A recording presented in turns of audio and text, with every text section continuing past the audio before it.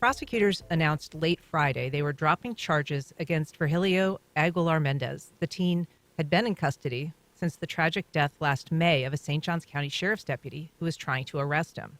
It's a case that has drawn international attention. It's sparked tens of thousands to rally for the teen's release and prompted a high-profile defense attorney to take the case pro bono.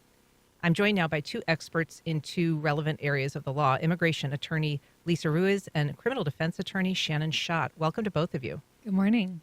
Thank you for having us. Thank you for being here, and we welcome your calls and comments, too.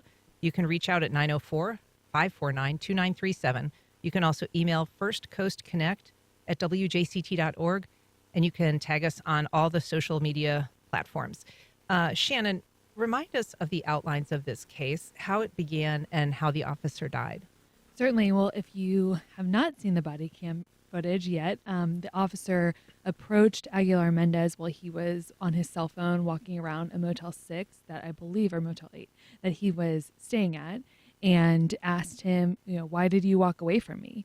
The individual, Mr. Aguilar-Mendez, tried to communicate not very well, like what he was doing, why he walked away, and the officer then proceeded to detain him, which raises a lot of questions about the legality of that stop. But ultimately, a chase ensued, and there were multiple officers called. And as we know, the sergeant, I believe Sergeant Kunovich, ultimately died as a result of a heart attack, according to the medical examiner. And why do you think that this case in particular drew so much attention? Well, as a criminal defense attorney, my job is always to make sure that the state of Florida does their job, and certainly law enforcement included. And so whenever we look at a case, we're looking primarily at the stop and the circumstances surrounding the stop and whether or not the individual had a right to communicate with the police or choose not to communicate with the police. And there was so much emphasis on the fact that he caused the death, which was completely untrue. And we know that to be untrue. And certainly the autopsy results showed that. And to charge him with a homicide as a result of this interaction was, what a lot of people would call a government overreach. And how did it get that frame? Who framed it that this was that he was responsible for or caused the death? Well, we know from Sheriff Hardwick's comments after the drop that, the victim in this case and the victim's family and law enforcement in St. Johns County were very insistent that this, as they say, illegal alien was the cause of this death. And, certainly they wanted to keep the two very much blended. They wanted to very much emphasize that, but for illegal immigration, this sergeant would not have died. That's debatable. And certainly it seemed as though law enforcement was really perpetuating the narrative of the enemy being illegal aliens. Again, his terms, not mine. And as a result, the officer died. No mention of the legality of the stop, no mention of any constitutional violations that may have occurred in the stop, just emphasis on the direct cause being this individual. And again, it was just so unsettling for defense attorneys primarily, but then certainly the community, right? Because there's this narrative being perpetuated. But certainly the community bought into it. Lisa Ruiz, you work in immigration law. This case, you see some issues that arose from it and that were part of the case that were perhaps preventable or indicative of just some larger issues with our immigration system. Could talk a little bit about that. My first thought after watching the body cam was, I wonder if he was walking away from law enforcement because he may have been undocumented, and basically that's his initial reaction is when he sees law enforcement, I might need to get away from this situation so that my status is not put into question. And there's already a cultural divide. He comes from a country where police corruption is extremely high. The military police were responsible for massacres that took place in the 80s and even more recently. And so there's already an inherent distrust of police.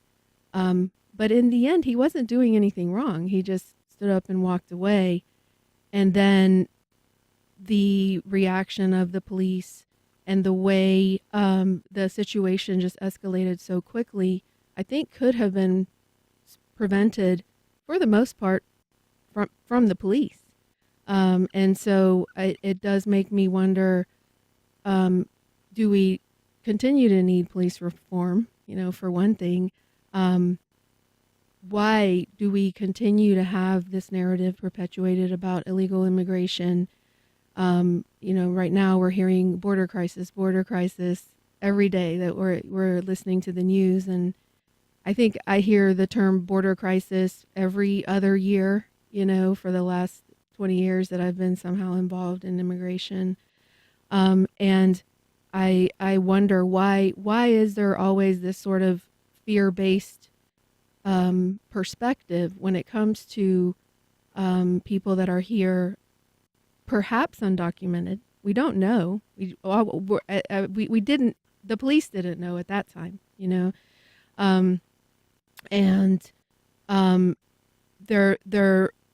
The immigrant population continues to grow in the United States. In the state of Florida, 1 in 5 persons is foreign born.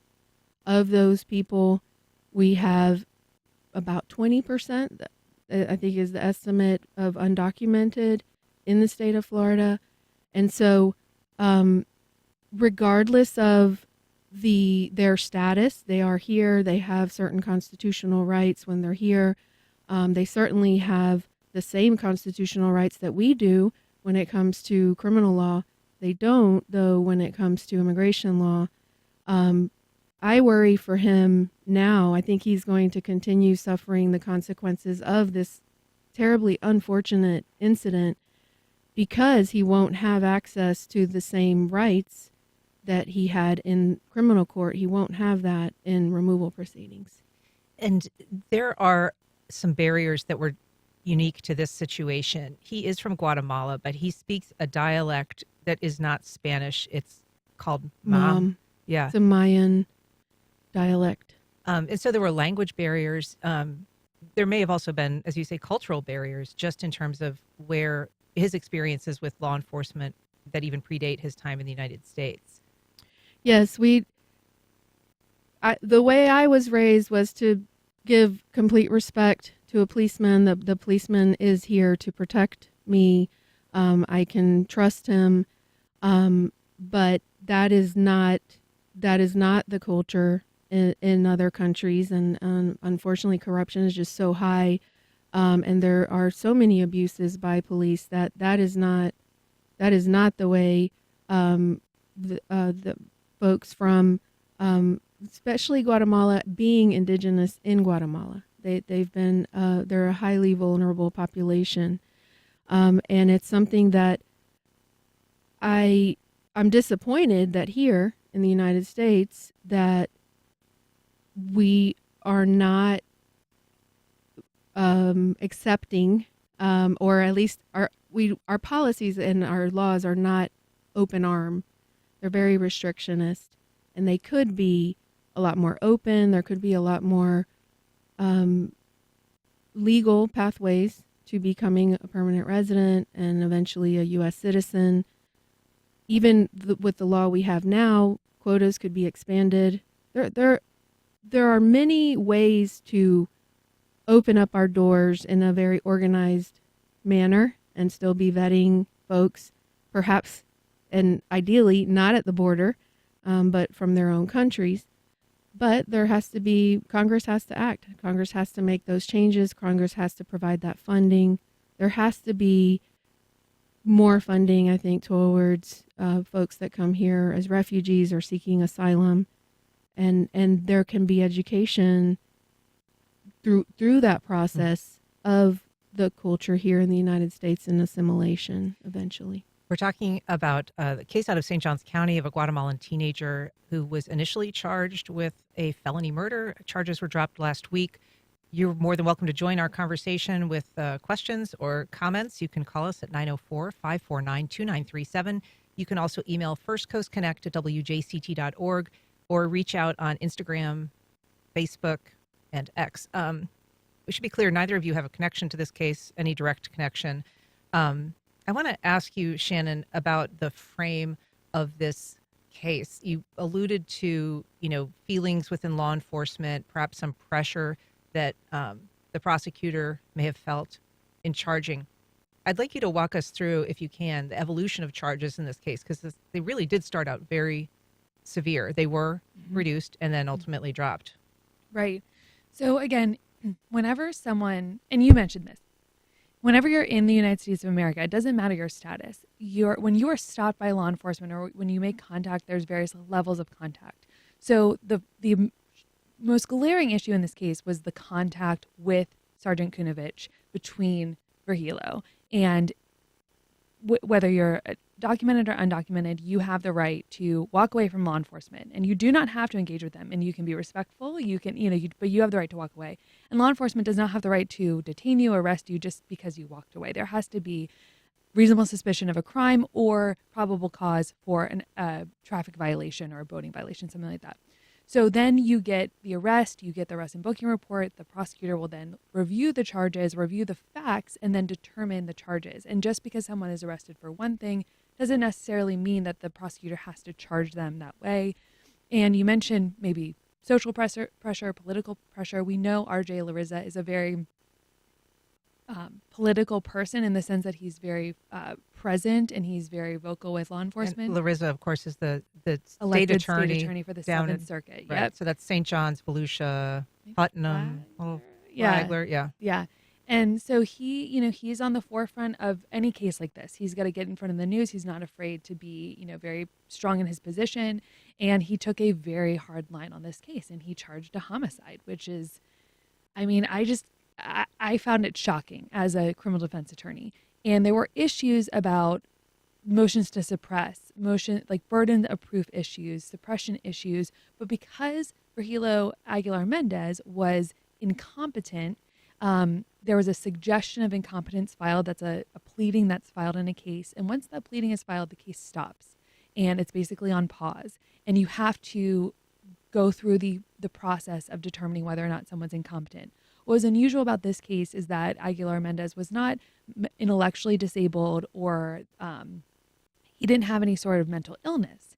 He might have, but there was a language barrier. He couldn't communicate. And there's criteria for incompetence, and it really comes down to whether or not you understand the criminal justice process, the role of your attorney, whether you can help in your defense, you understand the role of the judge and the prosecutor. And his attorneys were struggling to explain that and communicate that, and he was struggling to communicate with them. So Judge Lee Smith, who is a former 4th Circuit prosecutor and now a circuit judge in 7th Circuit, found him incompetent. But the issue with his incompetence that came out, I think, in December, was that he wasn't in these two very clear boxes of mental illness or intellectual disability. He was in this very vague third place. And as a result, there was no due process about how the case would be resolved, whether he would be released, whether his charges would be dropped. Whereas if you're mentally ill, your charges could be dropped within 5 years. And if you're intellectually disabled, they could be dropped within 2 years. So Ver-HILLY-O Aguilar-Mendez didn't have a path for due process.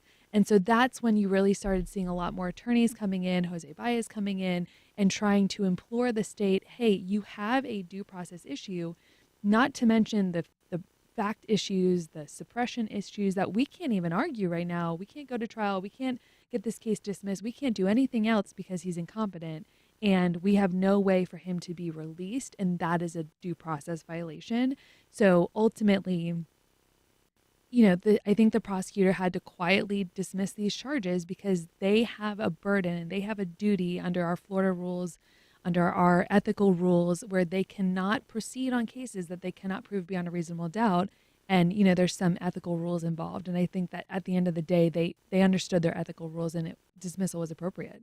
We've got a call from Wells on the South Side. Good morning. Welcome to First Coast Connect. Good morning. Good morning. I want to say I support the decision to drop the charges against this young man. I think one of the things that we never seem to discuss when it comes to immigration, especially from Central American countries, is the involvement of U.S. corporations in overthrowing democratically elected governments And that happened in Guatemala back in 1954, and it happened in other Central American countries. And it leaves a vacuum. And in a lot of these countries, what has happened is that gangs spring up and drugs are involved. And it's one of the reasons why so many people are leaving. And so we really need to take into account what the U.S. has done to perpetuate this kind of exodus from countries in Central America and other places. Thank you. Thanks, Wells. Lisa, there's a lot of pressures, obviously, that create, immigration. And one of the main pressures we're seeing right now is climate related. There's a lot of impacts globally that are happening that are driving people out of places where it's become uninhabitable for one reason or another, or agriculture that once was there is no longer, sustainable.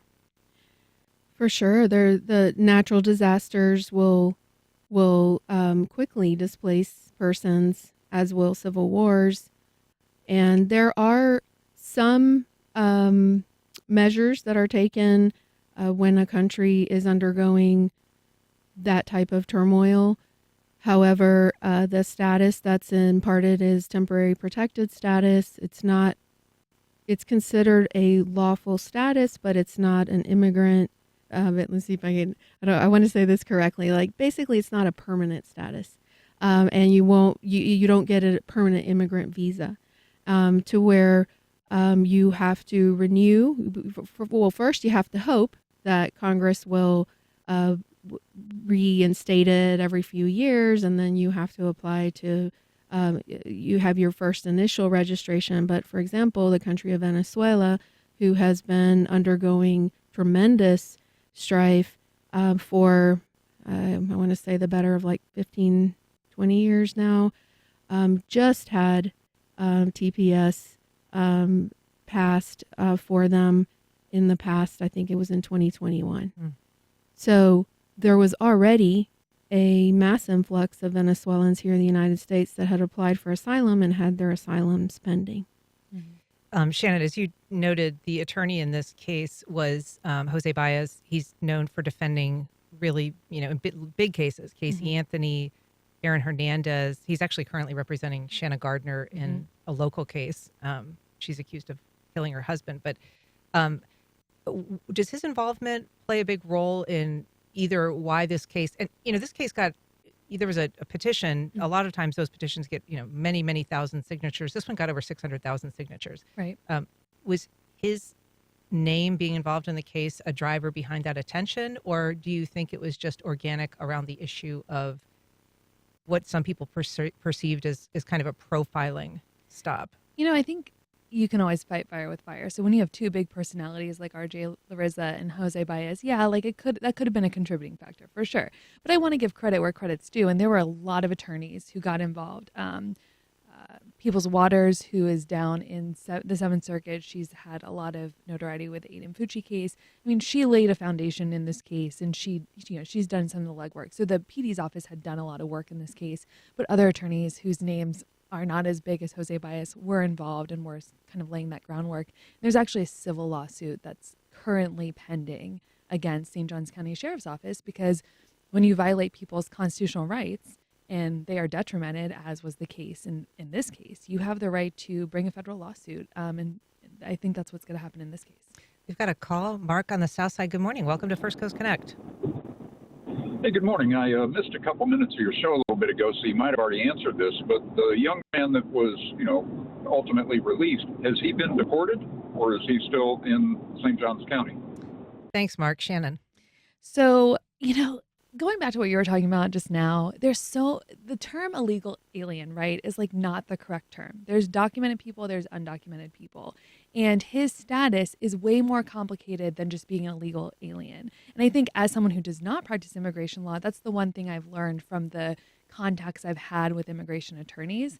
It is my understanding that he will not be, that he may not be detained. He may be free to go and be free while he's in deportation proceedings. But again, like, what did he do wrong other than being undocumented? It's a way more complex answer. I don't even know if we have time to actually answer it. I don't think he's been released, and what concerns me is that although he has a right to request bond, the fact that he was even arrested and charged, although the charges were dismissed, this entire incident could be held against him and could justify a finding in the immigration judge's eyes to deny bond. So I don't believe he has been released, and I don't believe he has been removed. I imagine he has already been denied bond. I don't know. But he's definitely facing an uphill battle because the discretionary power of an immigration judge is much bigger, much larger than even a state court judge in terms of granting or denying bond. There was a not dissimilar case that happened a few years ago in Nassau County where a deputy was pursuing someone he thought was undocumented. He was actually just kind of helping out a Border Patrol agent. It wasn't really his role, I think, but he stepped into that role, and the man fled, and the deputy chased him into traffic and got hit by a car. He was also charged with murder, the defendant in that case. That was dropped to, he pled to manslaughter. So it wasn't, he's actually serving time for that currently.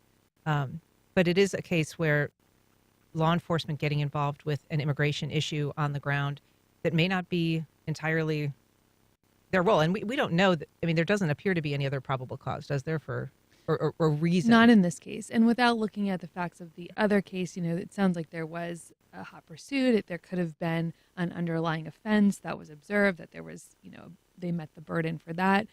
So, in that case, that could have been a very reasonable charge, and probably was, because I don't remember this. I don't remember this hitting the news. It was not, particularly salacious. So it's very possible that it was a completely legitimate situation.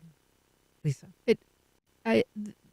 Federal power and federal issues, which immigration is, the Congress has plenary power to pass immigration laws, and the president or the executive branch has the power to enforce immigration law. So when state officials start trying to enforce immigration law, they are overreaching. They are it's basically the job of the federal government to enforce immigration laws. Well, we know we can have memorandums of understanding, right? So there can be a delegation of duties, but there has to be an agreement between the sheriffs. Shannon, does this come across as a defeat or an embarrassment for prosecutors, or is it? They did initially drop the murder to a lesser charge before dropping it all together. Look, at the end of the day, like I said earlier, everyone has the right to have their constitutional rights afforded to them.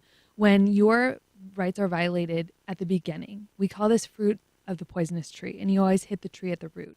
So if in the first initial moments there's a constitutional rights violation, which results in the state being unable to prosecute, elected state attorneys should lean in to constitutional rights of everyone who's present in their county or in their jurisdiction. And, that goes back to proper training of law enforcement, ensuring that your officers understand the constitutional rights of a defendant or an accused. And that keeps everyone safe. And I always say the reason I do my job is if I was ever sitting in the defendant's chair, I would want to make sure that all of my constitutional rights were afforded to me. It's not about winning and losing. And I think the narrative around this case is very much like a right side and a wrong side. There's no winners. A man is dead. Another person is essentially losing their liberty as well. And, the prosecutor had an ethical duty. And the police, while they are sworn officers, they're not held to the same standard of ethical and professional rules that the prosecutors are, but still they're held to the Constitution. And one of the most concerning things in Sheriff Hardwick's comments was there was no accountability for the blatant constitutional rights violations. It was just villainizing Ver-HILLY-O and, making the officer a martyr. And all of it could have been avoided, right, from the very beginning. Could have just afforded him his constitutional rights and left him alone. Well, I've been speaking with attorneys Lisa Ruiz and Shannon Schott. Thank you both so much for being here. I appreciate it. Thank you for having us.